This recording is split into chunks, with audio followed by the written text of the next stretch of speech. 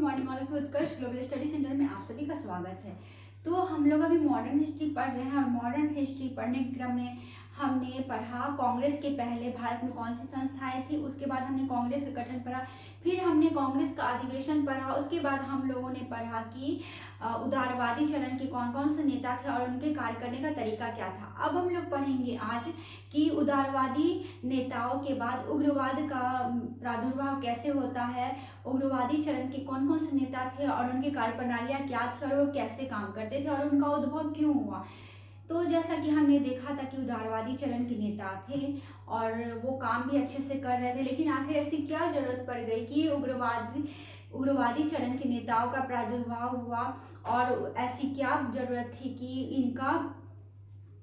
इनका आगे हम लोग इनका इतिहास में हमें पढ़ना पड़ेगा कि क्यों, आखिर क्या कारण रही कि लोग नाखुश हुए और इन नेताओं को आना पड़ा अपना कार्य आगे करने के लिए। तो चलिए आज का हमारा चैप्टर है भारतीय राष्ट्रीय आंदोलन 1885 से 1947 के अंतर्गत आज का हमारा चैप्टर है उग्रवादी चरण एक्सट्रीमिस्ट पीरियड 1905 से 1919 तक का टाइम पीरियड।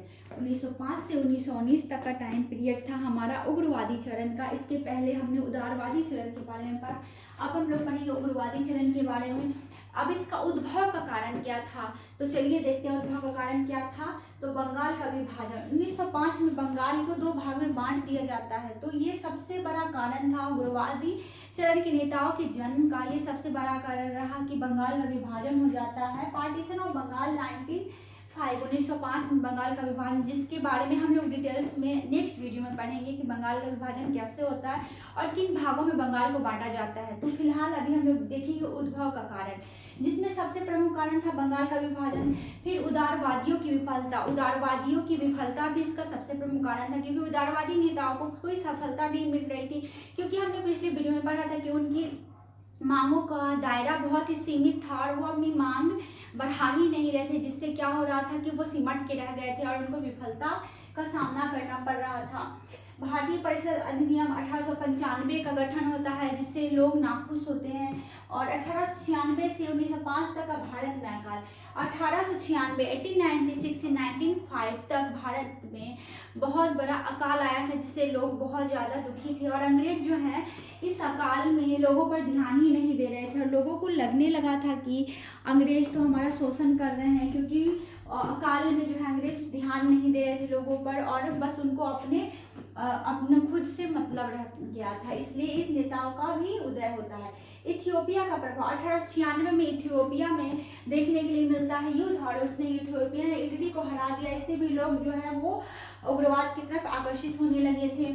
1905 में जापान ने एशिया को हराया और 1905 में जापान ने एशिया को हराया। इससे भी लोग जो है आकर्षित होते हैं कि हमें अपने हक के लिए लड़ना ही पड़ेगा। भारत में शिक्षित और बेरोजगारों की संख्या में वृद्धि, भारत में शिक्षित और बेरोजगारों की संख्या में भी वृद्धि हो रही थी और इससे लोग नाखुश हो रहे थे।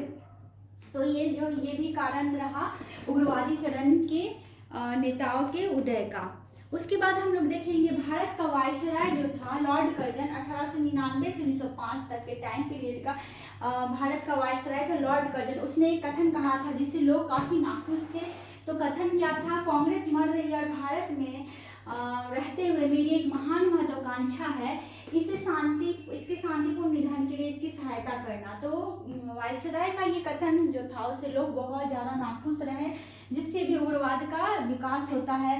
कांग्रेस को देशद्रोही भी कहा था इसने लॉर्ड कर्जन ने। तो इसका बहुत ही बुरा प्रभाव पड़ा भारतीयों की मस्तिष्क पर और उग्रवाद का प्रादुर्भाव होता है। भारतीय विश्वविद्यालय अधिनियम 1904 का गठन होता है, इंडियन यूनिवर्सिटी एक्ट। ये भी बहुत बड़ा कारण रहा उग्रवादी चरण के उद्भव का। फिर कलकत्ता महानगर पालिका में निर्वाचित संख्या कम, कलकत्ता महानगर पालिका में भारतीयों की निर्वाचित संख्या भी कम थी, जो कि बहुत ही दुख भरी स्थिति थी। तिब्बत में यंग हस्बैंड मिशन बना। तिब्बत का एक मिशन था यंग हस्बैंड मिशन, एक सैन्य अभियान था जिसको भेजा गया था बंगाल विभाजन के लिए। तो लोग इससे भी बहुत नाखुश थे। तो ये सारी प्रमुख घटनाएं थी जिससे भारत में उग्रवाद का जन्म हो जाता है, उग्रवादी नेताओं का जन्म होता है। मतलब कि लोग उदारवाद से हट करके उग्रवाद की तरफ बढ़ते हैं और अपने काम के लिए मरने मारने पर भी उतारू हो जाते हैं। मतलब उनको लड़ झगड़ के आज़ादी लेनी ही लेनी होती है। तो उदारवादियों की कार्यशैली थी मांगना, याचना करना, प्रार्थना करना, लेकिन इनकी कार्यशैली ये नहीं थी। ये अपने हक को छीन करके लेना चाहते थे। तो इस उग्रवादी चरण 1905 से 1919 के बीच के प्रमुख नेता कौन थे, लीडर्स कौन थे जिन्होंने इसके प्रमुख नेता थे लाला लाजपत राय, बाल गंगाधर तिलक, विपिन चंद्र पाल, अरविंद घोष और रास बिहारी बोस। तो प्रमुख नेता थे लाला लाजपत राय, बाल गंगाधर तिलक, विपिन चंद्र पाल, अरविंद घोष और रास बिहारी बोस इसके उग्रवादी चरण के प्रमुख नेता थे, जिनमें सबसे प्रमुख नेता थे लाल बाल पाल सबसे प्रमुख नेता थे। लाल से लाला लाजपत राय, बाल से बाल गंगाधर तिलक और पाल से विपिन चंद्र पाल। ये तीनों सबसे प्रमुख नेता थे, उग्रवादी चरण के मोस्ट इंपॉर्टेंट लीडर थे। बाल लाल पाल के नाम से इनको जाना जाता है। तो क्वेश्चन एग्जाम में ऐसा भी आता है कि बाल लाल पाल किन के नाम थे, तो इसको याद रखना है। उसके बाद हम लोग देखते हैं लाला लाजपत राय के बारे में थोड़ा सा डिटेल्स देखते हैं कि लाला लाजपत राय कौन थे। ये उग्रवादी चरण के सर्वप्रमुख नेता थे जिनको लाल के नाम से जाना जाता है और जन्म 28 जनवरी 1865 28 जनवरी 1865 को इनका जन्म हुआ था। मृत्यु 17 नवंबर 1828 को इनकी मृत्यु हो जाती है और 17 नवंबर 1928 को इनकी मृत्यु हो जाती है। लाहौर में इनकी मृत्यु होती है। जन्म 28 जनवरी 1865 को और मृत्यु जो है ये 17 नवंबर 1928 को लाहौर में हो जाती है। और इनको शेर पंजाब और पंजाब केसरी से नवाजा गया था, 2 उपाधियों से। शेर पंजाब और पंजाब केसरी 2 उपाधियों से लाला लाजपत राय को नवाजा गया था। और इनके द्वारा लिखी गई पुस्तक है यंग इंडिया और अनहैप्पी इंडिया। इन्होंने 2 पुस्तकें लिखी थी, यंग इंडिया और unhappy India. Young India unhappy India Lala Lajpat Rai द्वारा लिखी गई पुस्तकें हैं और यंग इंडिया महात्मा गांधी जी द्वारा लिखी गई पत्रिका थी। तो यंग इंडिया पत्रिका अगर पूछ ले तो महात्मा गांधी और यंग इंडिया पुस्तक तो लाला लाजपत राय। यंग इंडिया पुस्तक लाला लाजपत राय, यंग इंडिया पत्रिका महात्मा गांधी।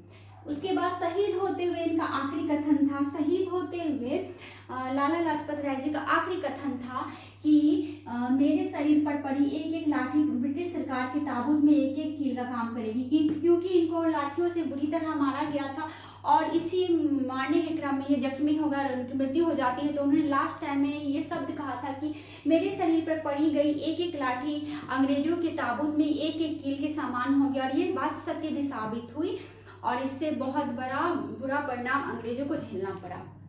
उसके बाद देखेंगे हम लोग बाल गंगाधर तिलक के बारे में।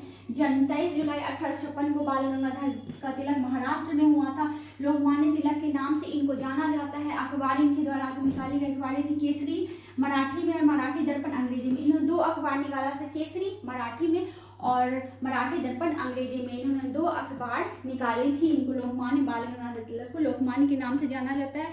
और इनकी पुस्तकें थी महत्वपूर्ण गीता रहस्य जो इन्होंने जेल में लिखा था और आर्यों का मूल निवास। इन्होंने 2 पुस्तकें लिखी थी, गीता रहस्य जेल में और आर्यों का मूल निवास।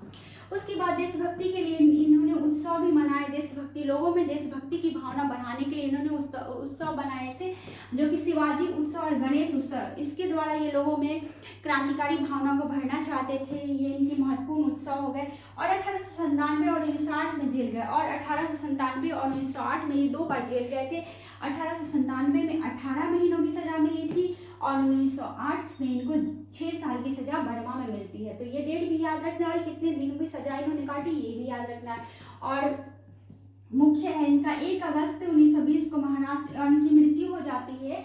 1 अगस्त 1920 को महाराष्ट्र में इनकी मृत्यु हो जाती है। असहयोग आंदोलन प्रारंभ और इनके द्वारा 1 अगस्त 1920 को ही असहयोग आंदोलन प्रारंभ किया जाता है। तो इनकी मृत्यु हो जाती है 1 अगस्त 1920 को इनकी मृत्यु हो जाती है।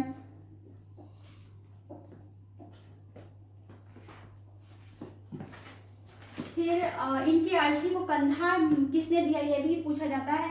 गांधी जी, सैफुद्दीन किचलू और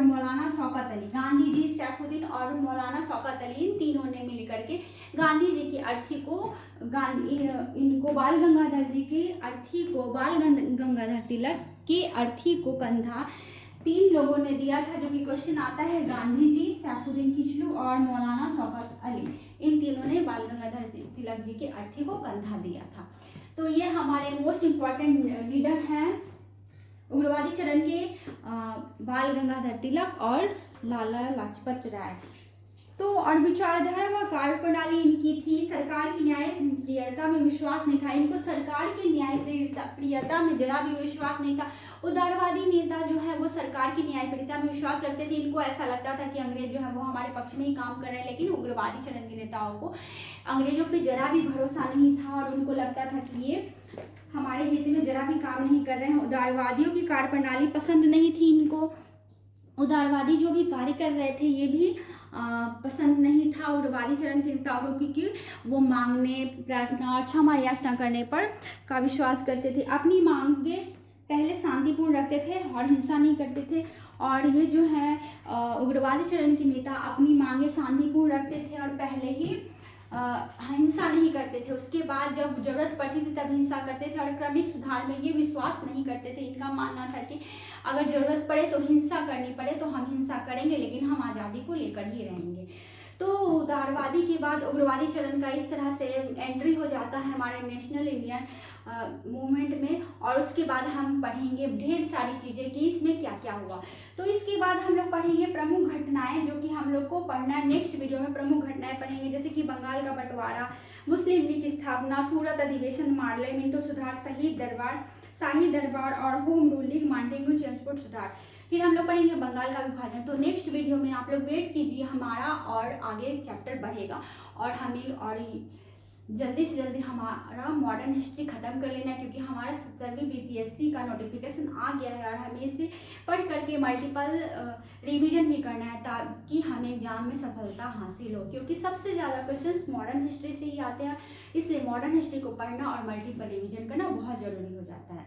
तो उम्मीद करती हूँ कि आपको वीडियो पसंद आया। अगर पसंद आया तो please like share subscribe. Thanks for watching और मिलते हैं फिर नए वीडियो में मॉडर्न हिस्ट्री के इसी चैप्टर के नए टॉपिक के साथ। तब तक के लिए वीडियो को यहीं पे समाप्त करती हूँ। धन्यवाद।